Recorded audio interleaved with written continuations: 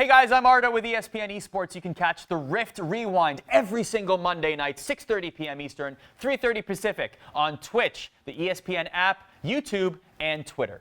To Flyquest, we are labeling them as one of the losers of the week, but we should give a little bit more context there, because really the losers of the week in the LCS is anyone that played C9, because they are pretty much underailable. And if that's not a word, I just made it up.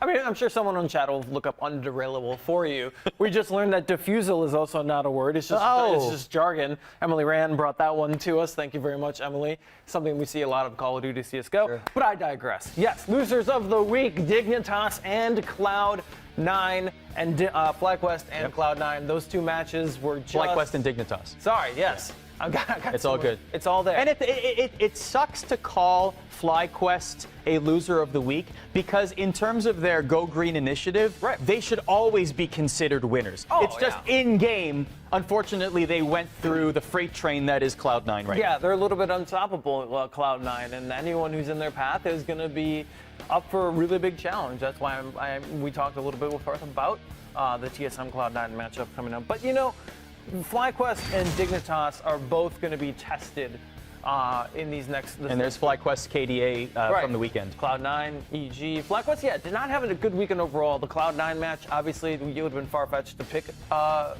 Flyquest over Cloud9. But the EG match definitely did not do them any favors. Only 5 kills across the entire match. But then it was pretty brutal, especially after I made that beautiful pick from Monday Night League last week. You were the only one. You deserve credit, because even the Monday Night League desk, which, by the way, we will hear from a little bit later on this program, thanks to them, Tigris, thumbs up to Tigris, you were the only person in the entire universe that predicted Flyquest to win. So you do deserve credit for that pick. Wait till you see my pick for tonight. Wait, hold on. We'll wait till and there it is. Yes. Yeah, wait till you see his picks for Monday Night League tonight. If you want to pop off in chat, you got to wait till when we talk about it. Tell me I'm bad. And by the way, we are reading chat, so I am 1-0 on my upset picks, so don't worry about it. I do want to mention one thing before we get to Dignitas, though.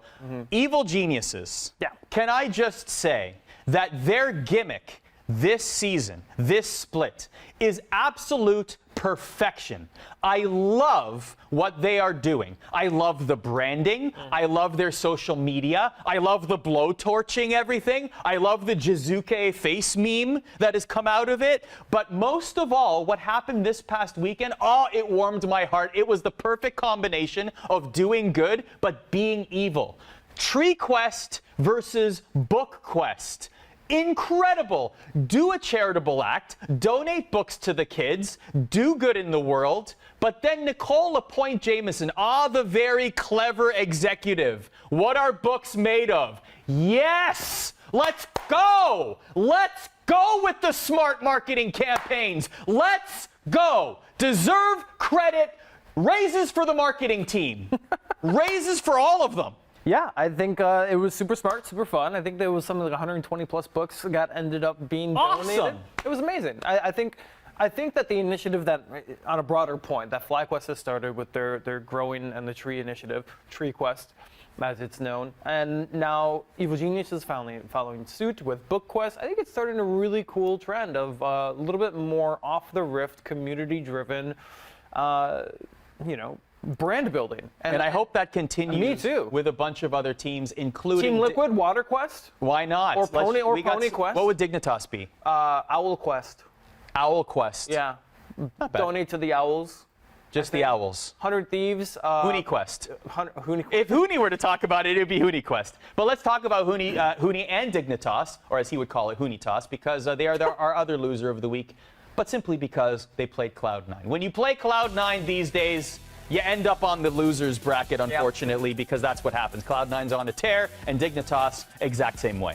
Yeah, I mean, these seem to be our two big topics of the week is just Dignitas and Cloud9.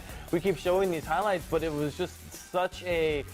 I mean, look, they did get the 1 kill on Sven. They can celebrate that. But other than that, by the way, speaking of that, Sven is at currently, I believe it's a 72 or 72 KDA. The record, for those wondering, is Chovy last year in the LCK with Griffin at 104. So that's what Sven is going for.